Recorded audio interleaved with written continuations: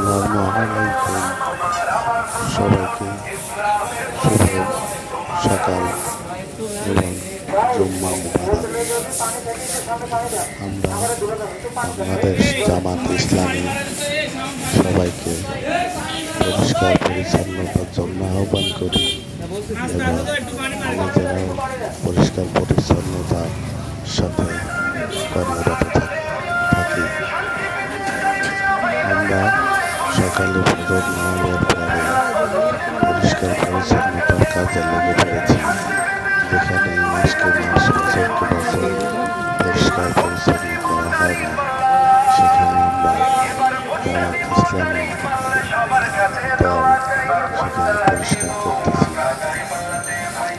পরিষ্কার পরিচ্ছন্নতা হচ্ছে ইমানের একটি অঙ্গ, তাই জামাত ইসলামী ইমানের অঙ্গ হিসেবে পরিষ্কার পরিচ্ছন্নতা করছে।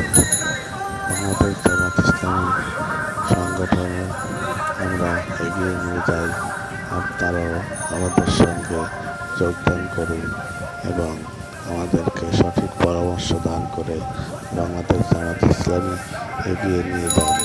ধন্যবাদ।